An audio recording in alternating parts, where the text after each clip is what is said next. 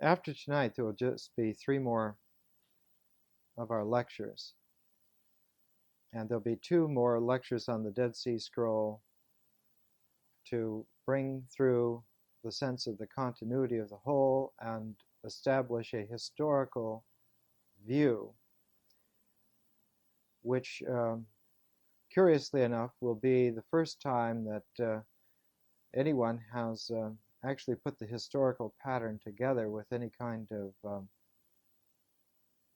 at least forcefulness, if not accuracy. It's all very surprising. And you would think that after more than 40 years that this would have been done already or many times.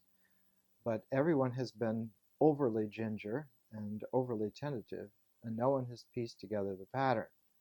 But the pattern is like an arrow and points very clearly to some rather radical happenings.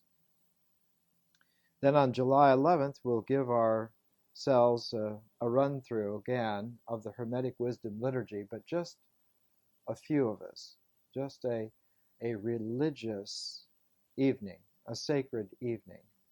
And I will try to convey as best I can in a visionary mode the feeling tone of the material.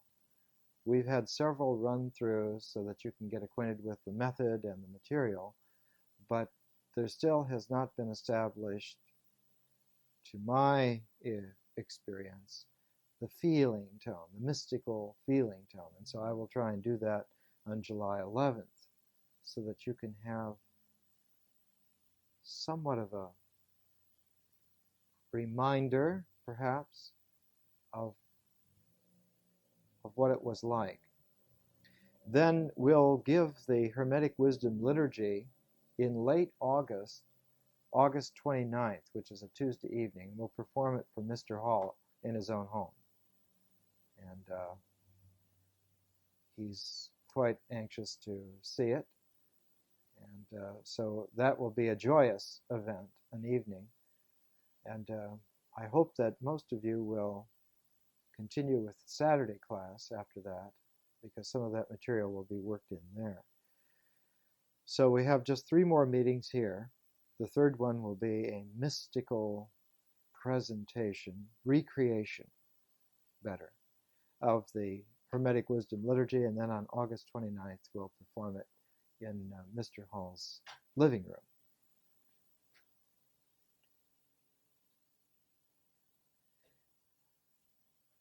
In the Dead Sea Scroll material, there are 2 Greek words which occur, which you should be familiar with. The first one is spelled using the English name for the letters O-S-I-O-I, O-C-O-E. And that Greek word means, in translation, saints. The saints. And was used of the Essenes. So that the term Essene was not able to be translated into Greek, and the Greek term that was used as a translation for Essene was saint, O-C-O-E. The second one, O-M-I-L-O-I, omiloi, omiloi. And it literally means society. It can mean company, as in a company of people, but it has more structure than just company. Perhaps the idea of a traveling Shakespeare company would be all right, but more generally, society. The 2 words go together. The saints are saintly because of their society being a society. In other words, what made the Essenes holy, and the derivation of the word Essene from the Hebraic Semitic languages is not certain at all, but the closest that we have is Philo and Josephus, who both agree that the word meant holy. What made them holy was that they were, in their societies, a unity. Now, it's difficult for us to understand and put the emphasis on this. The closest experience to this in the modern world, outside of some of the Islamic Sufi sects, would be the Quakers, the early classic Quakers of the 18th century. That is to say that the community, the society, was holy as a unity, and whatever the individual was like a note in the chord of the whole, and only because the whole was harmonious did the individual have a reality. This is a very peculiar quality, and it is thoroughly Pythagorean. It is not Buddhist at all. It is not due to South Asia at all, but is in fact a Greek mystical view of an Egyptian idea, which was taken over by the Essenes. So that we read in one of Philo's lost books, we have an extract, a fragment of this lost book, which was saved for us in a most peculiar way. Eusebius, who was the man that Constantine chose to convene the Ecumenical Council in 325 AD, Eusebius wrote also, besides his history of the Christian Church, a preparation for the gospel. And it survived all this time because it was considered to be innocuous and harmless. It was a classic school textbook with long, boring excerpts meant to be a catechetical support. And it has survived since the 300s intact. This is part one of two parts, and this first volume goes well over 500 pages. So it's a 1,000-page tome that just was never edited out, never conveniently lost, never suppressed, because no one suspected that dynamite would exist in this form. But Eusebius has preserved for us not only extracts of works that are very important and otherwise would be lost, but he preserves for us an outlook which is important for us to remember and to have. Now, he tells us that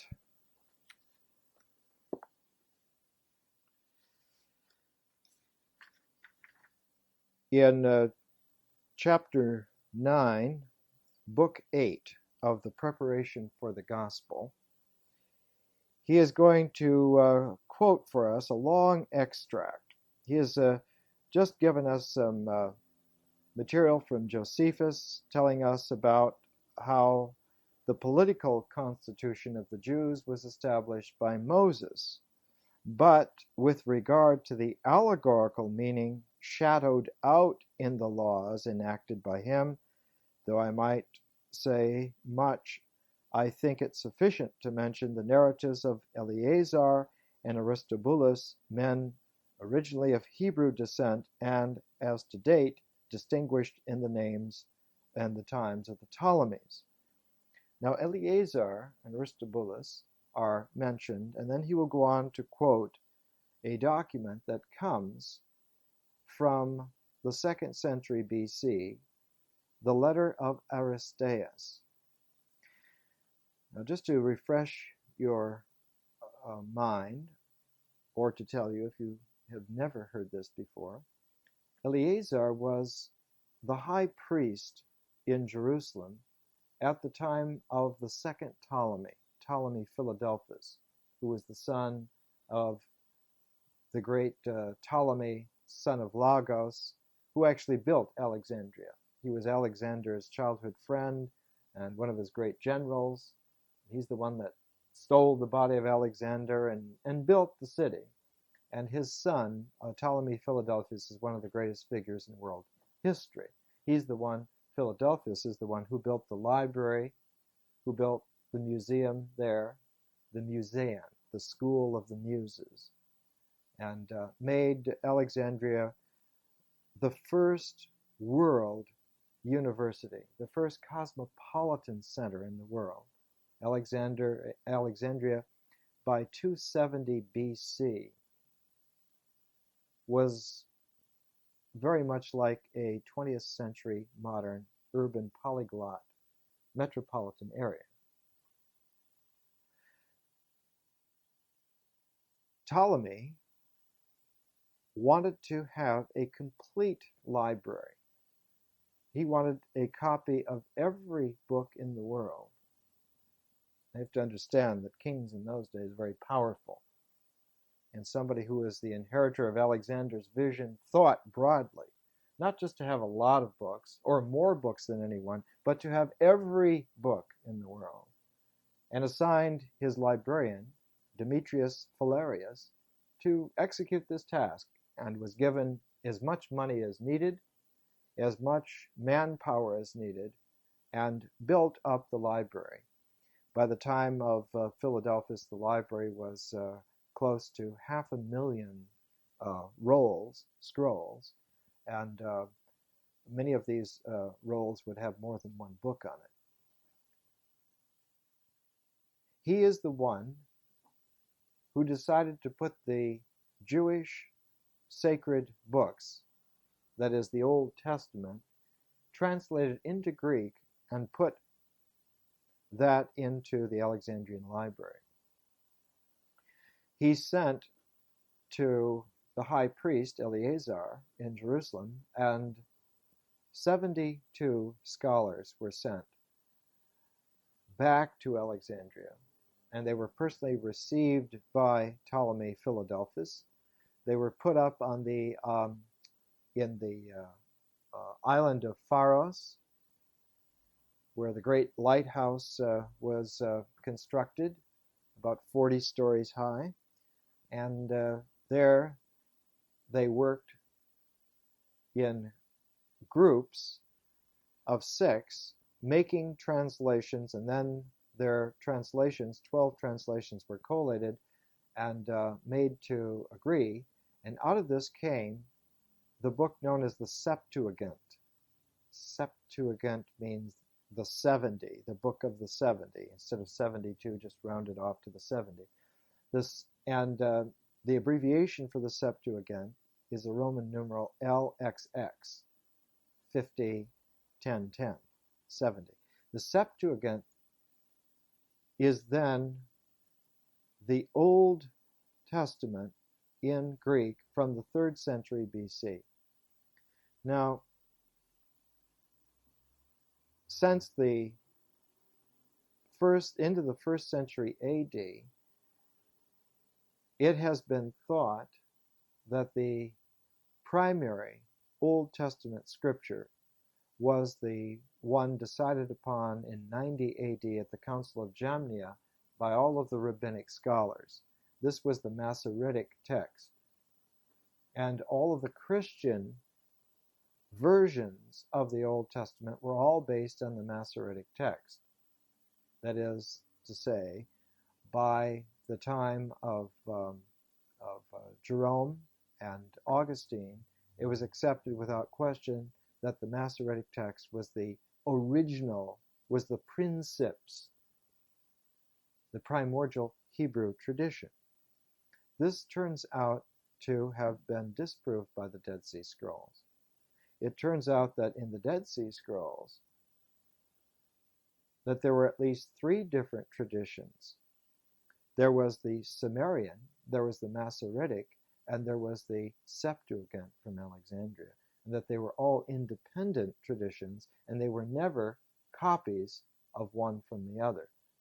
although in the late Dead Sea Scrolls there's a syncretistic try to blend passages from the first two traditions, the Sumerian and the Septuagint. They're still quite clearly separate. What the Dead Sea Scrolls have proved for us is that the Septuagint is the oldest legitimate tradition of what the Old Testament was in its basic handing down. So that the Septuagint in Greek is very, very, very powerful as an independent tradition.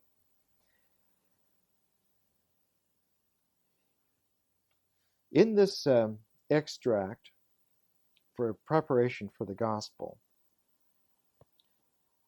Philo is quoted from his lost book, the Apologia pro Judaeus, the Apology for the Jews. And Eusebius gives us this long extract, and in it, Philo has this to say: Our lawgiver encouraged the multitude of his disciples to live in community. These are called Essenes, and I think they have merited this title because of their holiness. They live in a number of towns in Judea, and also in many villages and in large groups. Now the footnote here, our lawgiver, the footnote is that this is Moses. This is, I'm reading the translation from that's included in DuPont Summers' The Essene Writings from Qumran. The lawgiver in this case is not Moses, but the teacher of righteousness. This is a scholarly error. If we go back to Eusebius, the book itself, not just the DuPont Summer presentation of a quotation from Eusebius, and go back to this wonderful translation made by a man named E.H. Gifford a long time ago. This is a reprint from the 1903 edition. And we read,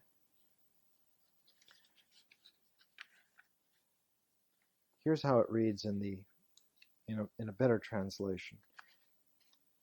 But our lawgiver trained to community of living many thousand of his disciples who are called Essenes. Now the disciples of Moses were never called Essenes. Moses is an anachronism. And what Philo is really talking about is the teacher of righteousness. But notice that he uses, but our lawgiver. Philo himself was an Essene, but he was a special kind of Essene. He was an Alexandrian Essene. Do you recall that Philo's family was very wealthy? Philo's brother bankrolled Herod Antipas, who was the ostensible king, the Roman designated king of Judea and Samaria at the time after Jesus. So Philo's family was very, very powerful, very, very wealthy. But Philo himself is a therapeutine. And his testimony is extremely trustworthy and critical. Our lawgiver, that is the teacher of righteousness, trained to community of living many thousands of his disciples who are called Essenes, because, as I suppose, of their holiness. They dwell in many cities of Judea and many villages and in large and populous societies. And there the Greek term is omiloi, O-M-I-L-O-I, omiloi. Now the word for Essenes in Greek is not Essenes, but is that word O-S-I-O-I, Osioi, saints. So what the teacher of righteousness did, Philo is saying, probably around 20 AD, 25 AD, he would be writing this, that the teacher of righteousness trained these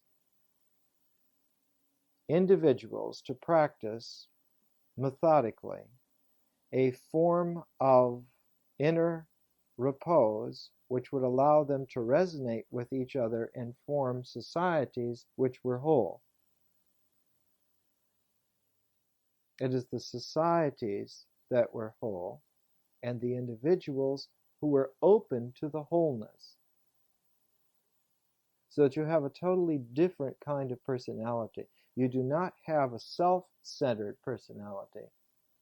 You have a personality that has an openness at the center and not an ego. Now, if you have an openness at the center instead of an ego, all meditative traditions have shown this the world round for all time. Instead of being an object of referent from the world, you are a resonance of sympatheia from within. So that the primary quality of your personality is a sympathy to harmony rather than imitation of example. So it's a totally different kind of a personality.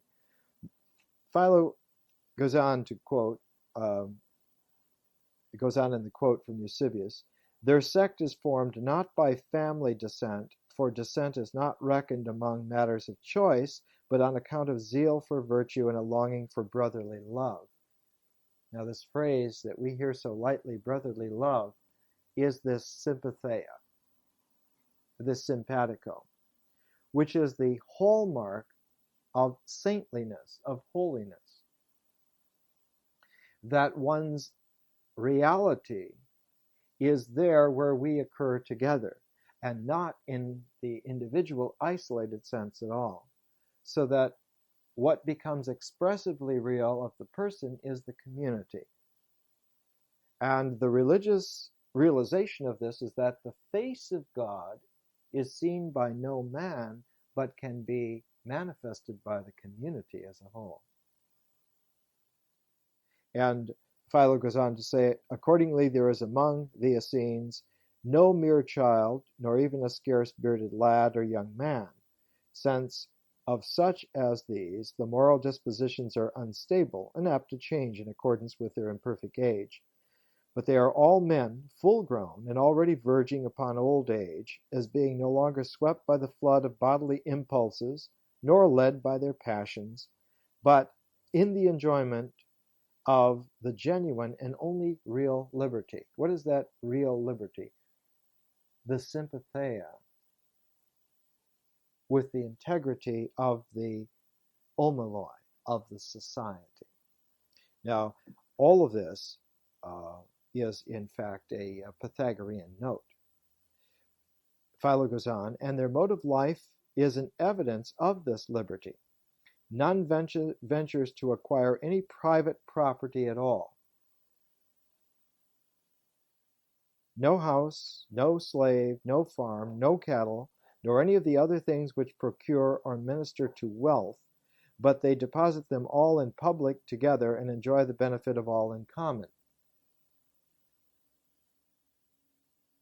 And they dwell together in one place, forming clubs, and the translation here is messes. That is to say, they eat together in these societies, the omoloi.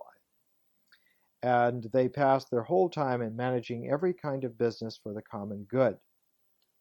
And all of this has a familiar ring to those who have been following the Pythagorean series. Now, in the letter to Aristeas, which came just before the quotation from Philo, there is this kind of saying.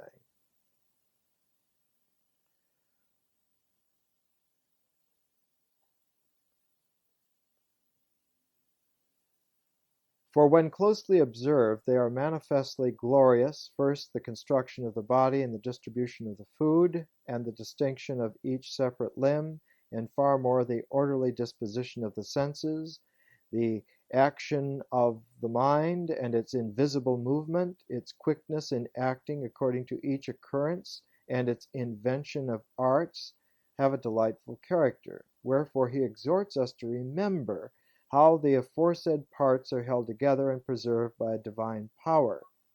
For he has marked out every place and time with a view to our continually remembering the God who rules them, while we observe the beginning, the middle, and the end of each. For in the case of meats and drinks, he bids us first concentrate a part and then straightway use the rest. Moreover, from the borders of our garments he has given us a symbol of remembrance, and in like manner he has commanded us also to set the inspired words upon our gates and doors to be a remembrance of God. Also upon our hands he expressly commands the symbol to be fastened, clearly showing that we ought to perform every action in righteousness, keeping a remembrance of our own creation, but in all things remembering the fear of God. He bids men also, when lying down to sleep, and when rising up in the morning, and in walking in the way, to meditate upon the works of God, not only in word, but also by observing distinctly their own movement and their self-consciousness when they are going to sleep and then their waking, how the alteration of these states is divine and incomprehensible.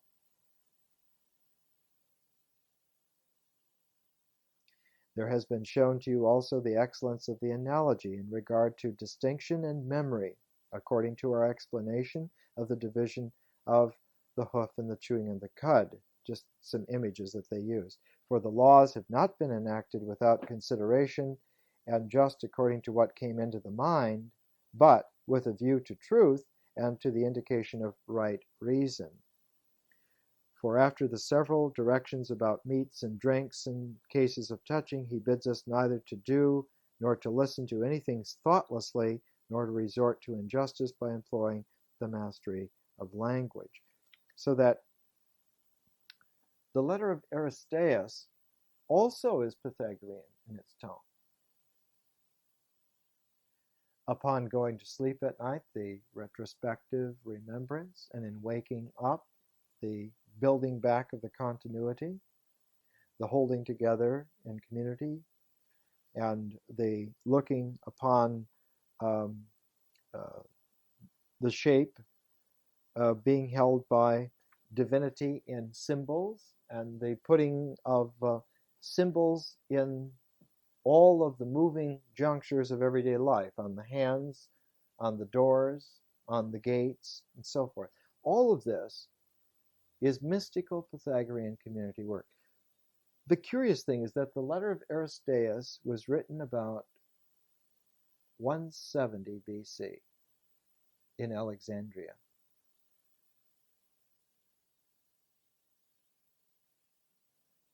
It's a very curious thing.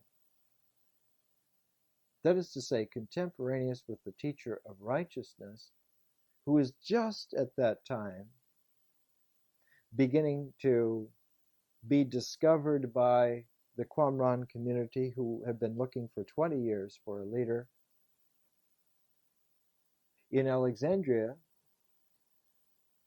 a person known as Aristeas, and the name Aristeas is a Cypriot Greek name. It's or the Aegean Islands. It's not characteristic of the Middle East, and it's not characteristic of Egypt. It's an Aegean island or Mediterranean island kind of a name. But the tone in the letter of Aristeas, exactly the same tone in the fragment of Philo some 200 years later. Now Eusebius is very wise. Many people criticize Eusebius because of his blandness, so-called, but actually Eusebius is very, very powerful. And we always have to keep in mind that he was the one that Constantine chose to bring Christianity into a unity so that it could be used by the Roman Empire as its new theological basis. The old pagan gods had proved ineffectual, and the only way to keep the Roman Empire going is to have a new theological basis. So he used a very powerful man. Eusebius puts these two quotations together. He puts the Aristeas and the Philo together. He puts two Pythagorean quotations that occurred 200 years apart. One of them at the very beginning of the manifestation. The Neo-Pythagorean movement didn't really begin until about the 180s, 170s BC in Alexandria.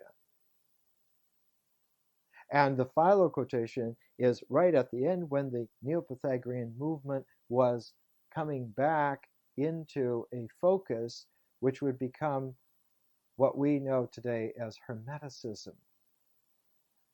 The Neo-Pythagorean movement was blended back into Hermeticism.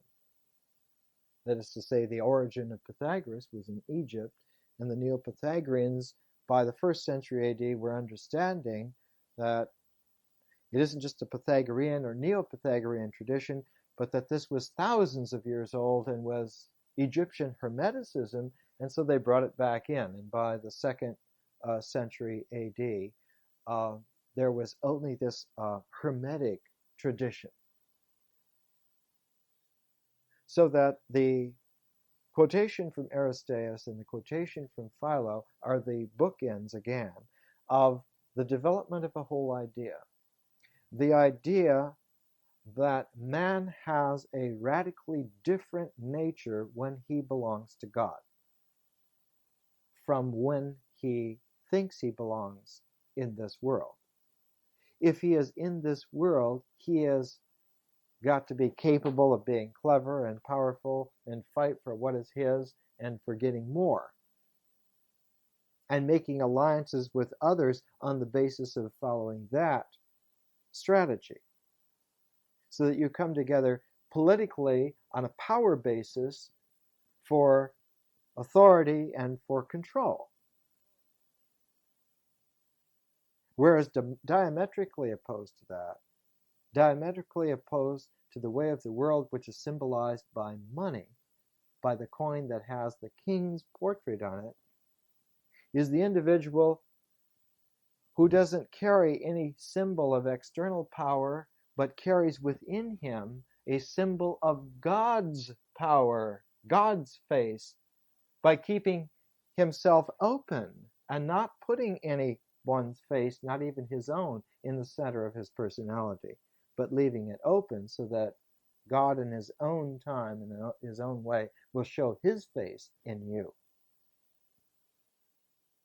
So that opposed to the world is the way of God. In that one is holy, one is a saint, one is a therapeutai, one is an Essene, to the extent that one has performed this metanoia, this turning around. Now you can physically try to turn around, but you can see that any way that you turn physically, you're still facing the world. So that the only fulcrum that really can turn around from the world is in the mind. But the mind, in a kind of a natural, mythic way, is filled with images that come from the world. So that the only way to turn in the mind from the world is to turn from the image base with which mythologically is engendered from the world. Which means that you cannot turn to any particular image. It's just like physically trying to turn from the world.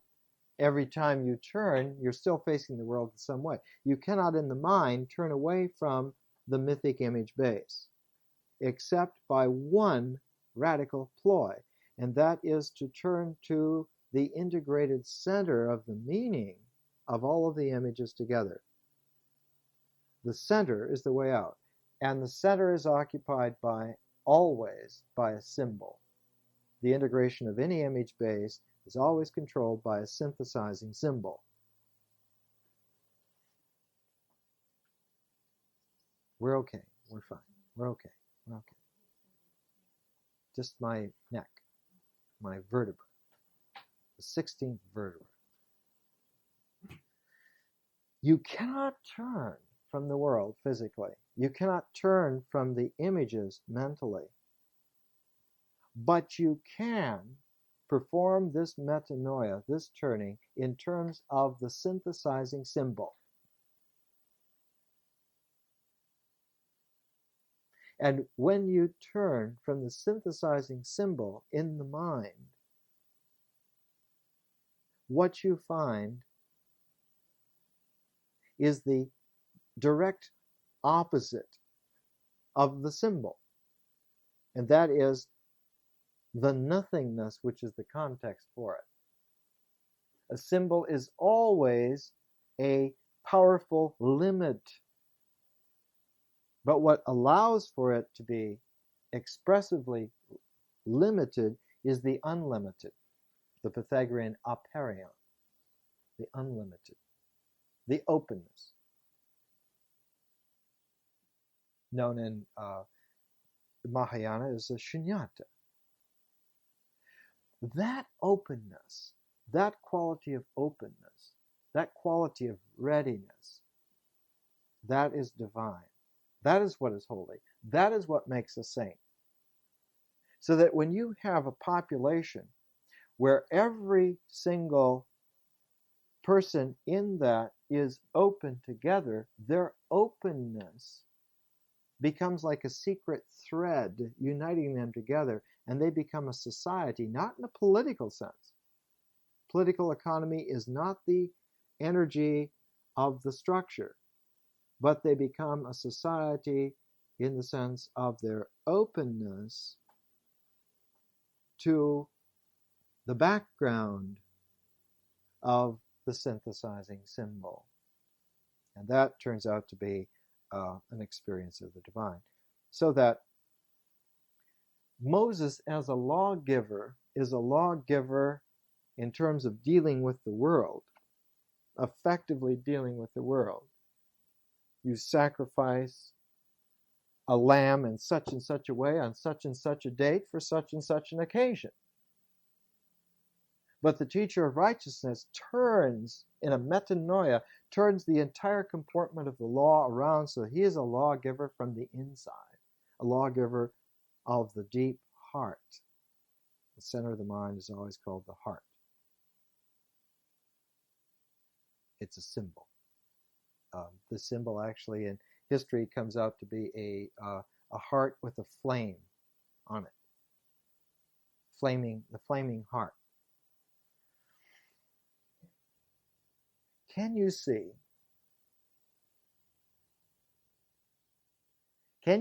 and understand that this occurrence, this movement, manifesting over 2 centuries, happened with such slow motion? In retrospect, we make a radical idea out of it, but it happened with such slow motion that the difficulty was keeping the participation alive, keeping you alert for the 70 years or 80 years of your life or 60 years of your life, keeping it going for, in 200 years, there are at least 10 generations. How do you do that? The knack, the technique was to make what you did in the world expressive of your inner society. So that the Essenes were always doing crafts. They were raising bees, they were husbandry people, they were agriculturalists, they were carpenters, like Joseph, Jesus' father. They worked with crafts. And the important thing is that they gave the shape from the inside out. It was what distinguished the Essenes. They did not participate in crafts as, to use a colloquial from our age, blue-collar worker. They did it as saints. Their everyday life was what was holy. And that's what made them the outstanding population in the ancient world. Everyone could see they're quite different. In fact, they are diametrically opposed to most people. They work from the inside out. What they do is expressive of themselves. It's like someone once said of a famous Hasid that somebody went to see how he tied his shoelaces, because a wise man, anything that he does has the ring of truth to it. So they were characteristic like that. Now, in the Dead Sea Scroll material that we have for tonight, these miscellaneous hymns and wisdom things, one of the most powerful of all the things here is the exhortation to seek wisdom. And this is a lost fragment of a wisdom poem in which the teacher encourages his people, his sons, the simple as opposed to the complex. Not simple-minded, the simple in that there's only one moving part in the community, God. He's the only moving part. And when he moves, we all sense it together. So that the search for wisdom, and this has been preserved in Cave 4 at Qumran, and it's dated to the first half of the 1st century BC. So it's probably from around 70 BC or so, 75 BC. Now there are missing parts that have ellipses, and I'll try and read it for you so you can hear. I'll pause where there are ellipses. Let the words come out. The words are coming from the inside out. And you, sons of men, woe to you! For he, man, sprouts from his ground like grass, and his grace blossoms like a flower. His glory blows away, and his dries up, and the wind carries away its flower, so that it is found no more. They shall seek him, but shall not find him, and there is no hope. And his days are like a shadow over the earth. Now pray hearken to me, my people. Heed me, O you simple. Become wise through the might of God. Remember his miracles that he did in Egypt, and his marvels in the land of Ham. Let your heart shake because of his fear, and do his will, your souls according to his good graces, and search for yourself a way towards life, a highway towards a remnant for your sons after you. And why have you given up your soul to vanity or judgment? Hearken to me, O my sons, and do not rebel against the words. Do not walk, but in the way he established for Jacob, and in the path which he decreed for Israel. Is one day not better? His fear, and not to be afflicted by dread, to be set apart from his angels, for there is no darkness nor gloom. And you, what do you understand? Before him evil shall go towards every people. Happy is the man to whom wisdom has been given thus. Let not the wicked boast, saying, It has not been given me, nor, and with a good measure he measures it. And he will redeem his people, and he will put to death those that hate his wisdom. Seek it, and find it. Grasp it, and possess it. With it is length of days and fatness of bone, the joy of the heart, and happy is the man who works it. So that you can get the flavor from this fragment. This exhortation to seek wisdom is similar to the poem which is at the end of Ben Sira. Do you remember the appendix to Ben Sira that I read last week? Some excerpts. Now Ben Sira is translated in Alexandria in 130 BC, but was written in Palestine around 180 BC. So that the book in the Old Testament of Ben Sira and the letter of Aristeas are contemporaneous. Ben Sira is the last indication before the Essene movement really gets founded by the teacher of righteousness. It's the last general tone that there is. And the letter of Aristeas from Alexandria is the resonant part with it. So if you put Ben Sira and the letter of Aristeas together, you get a cross-section between Palestine and Alexandria about 10 years before the teacher of righteousness comes on the scene and constellates all these epical changes. It's the last time before the kind of Neo-Pythagorean revival begins to leaven the whole movement. So that we have an opportunity, if we look at the material right, we have an opportunity to see.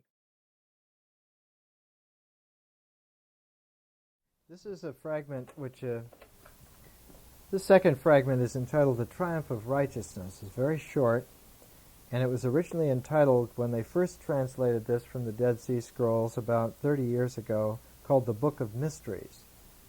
Now they entitle it as The Triumph of Righteousness. And this is the theme of the struggle between good and evil. But you can see now it's not the idea of good and the idea of evil. It's not a theological struggle. The evil is being magnetized to the world, so that anything that you do in any way whatsoever is in terms of the world. Your life, your mind, your person are formed in terms of that context.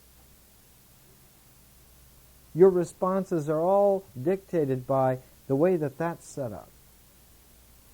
What is good is that metanoia of turning around and pivoting on the only place that you can pivot, pivoting on the synthesizing symbol of the deep self. What is the synthesizing symbol of the deep self? It, for 2,000 years, was the divine king. And just at this time, that synthesizing symbol was being displaced by the mysterious person. So that the only way that one could have that metanoia was to pivot on this new deep self symbol of the mysterious person, which was specifically tailor-made, almost like by divine plan, to facilitate that turning around within. The mysterious person being the synthesizing symbol for your deep self, it was easier to make the metanoia, the pivot within. Easier to make the openness within yourself. With the divine king, the only person who could make himself open to God was the divine king. The ruler was the only contact with divinity that the people had, that any people had. It was his function. What makes a king is that he has the contact. He brings the laws into effect. He doesn't act as a man. He is the divine king. He is the emissary, the only emissary.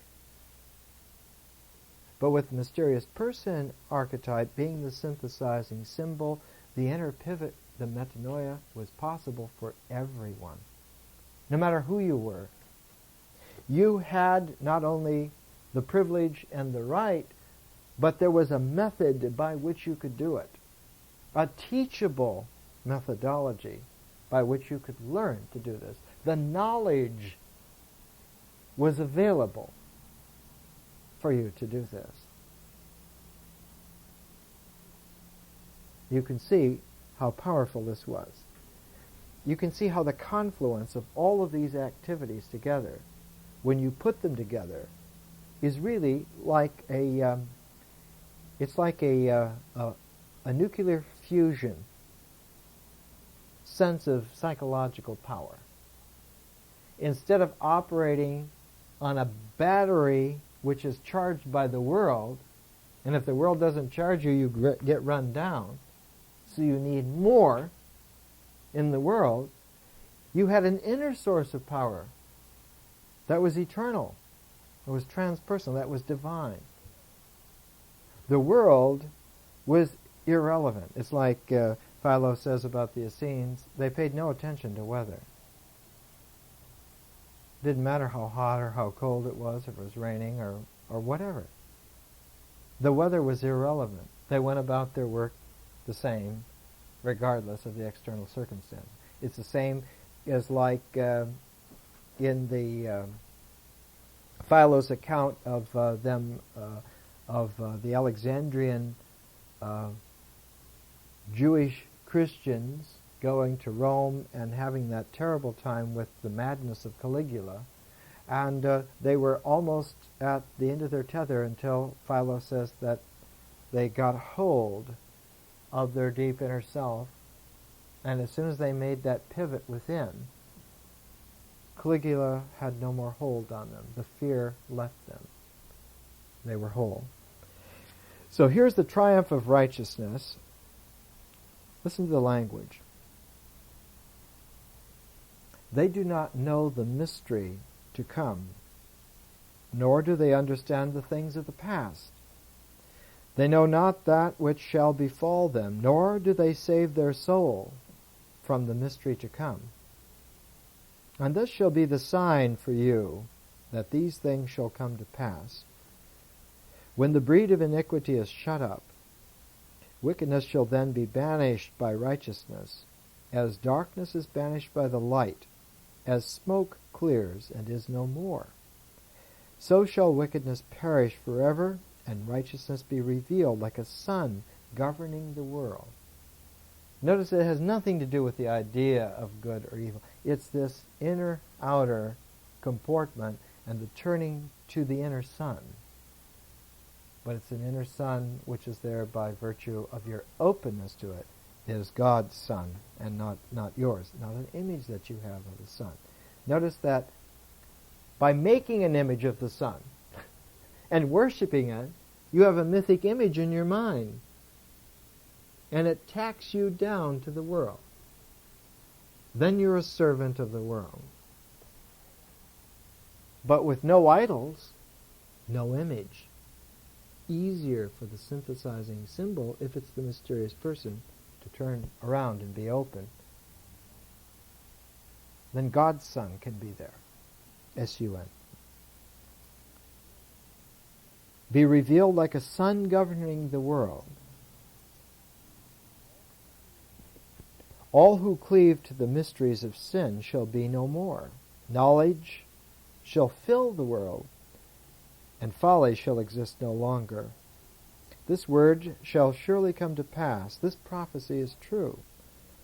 And by this it may be known to you that it shall not be taken back. Do not all the peoples loathe iniquity, and yet it is spread by them all? Does not the fame of truth issue from the mouth of all the nations? Yet there is a lip or tongue which holds to it. Which nation likes to be oppressed by another stronger than itself, or likes its wealth to be wickedly seized? And yet which nation has not opposed another? And where is there a people that has not seized another's wealth? Where is there? Never in the world had there ever been such a people. Now there is a new people, a new race of man, as it were, a race of man that has an inner openness to whatever God will be. It's a whole different outlook. I want to give you one more, and then we'll call it an evening. I think I'll give you this one.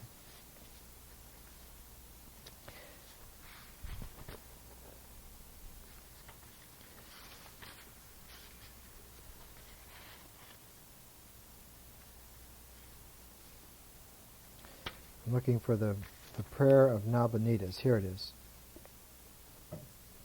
Among the fragments of Qumran were found many fragments of additions to the book of Daniel. Why were there additions to the book of Daniel? Because the teacher of righteousness, having written the book of Daniel and founded the community, it was an integral part of the tradition. In fact, it was the beginning part of the whole tradition. The book of Daniel and the book of Job are the beginnings of the Essene material. The full mystical tradition is that only 1/4 of all the materials were public and 3/4 were secret. The rabbinic saying is that there are 24 books in the public Old Testament and there were 70 books in the secret tradition. And at Qumran, by doing statistical correlation of all of the fragments and so forth, that same ratio, about 3-to-1 held. About 3-to-1, the books at Qumran were of a secret tradition, not a public instruction.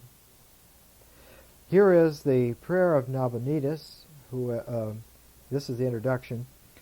While the book of Daniel writes of the miraculous recovery of Nebuchadnezzar after an illness which lasted 7 years, this interesting Aramaic composition tells a similar story about the last king of Babylon, Nabonidus. Nebuchadnezzar is the one at the beginning of the exile. Nabonidus is towards the end. Cyrus is the one that comes later. And he's the one that ends the exile. The principal difference between the two is that Nebuchadnezzar was cured by God himself when he recognized God's sovereignty.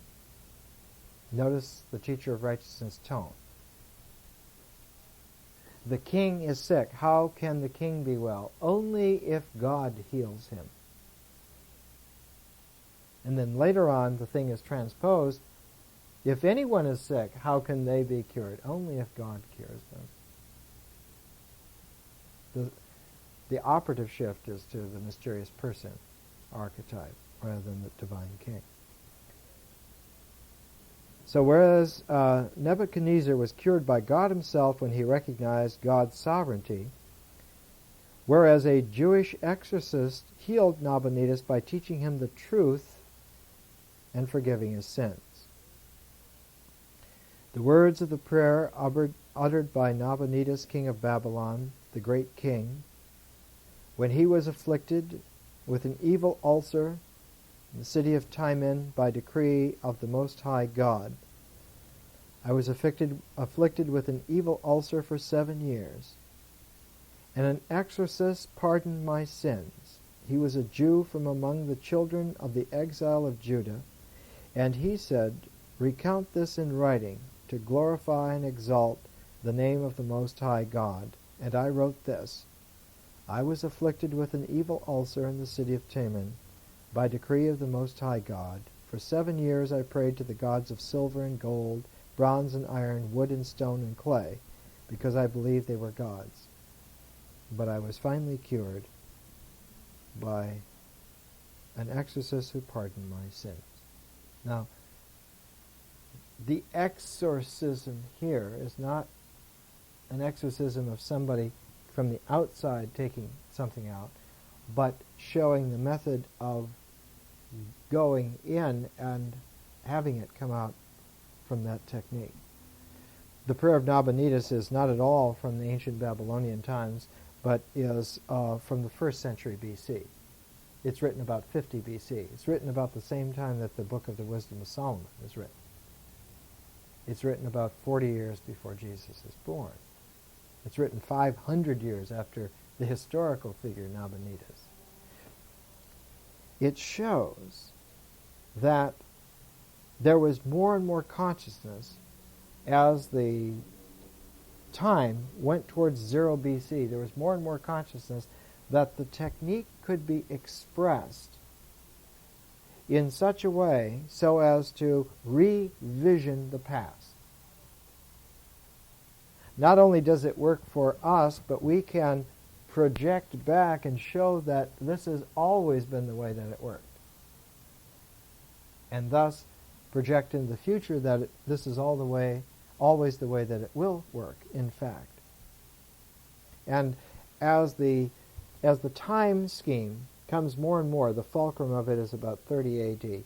As one comes more and more towards that fulcrum, there is more and more the clear experience that the moment of eternity is here. And thus, because this moment now is eternal, its projection into the past and to the future is also eternal. It seems as if the descent of the dove at Jesus' baptism in the Jordan River is like dead center. That would have occurred about 33 A.D. It's like dead center in that whole development. That is to say, if you take the literary, psychological, sociological pattern and the way in which these ideas and images and symbols and myths are handled, it seems to come together at about that time. After that time, there's more of a sense of retrospection, and before that time, there's more of a sense of looking forward. And there is that precise moment, about 33 A.D., where there is this balance between no longer approaching towards it and not yet beginning to look back. Now, that moment is so powerful, it's always been considered the death of Jesus. But the death of Jesus is a mythological misinterpretation. It's carrying the old bad habits back. It's not so much the death of Jesus, but it's the beginning of that kind of public movement that started with the baptism in the River Jordan by John the Baptist. Some more next week. Thank you very much.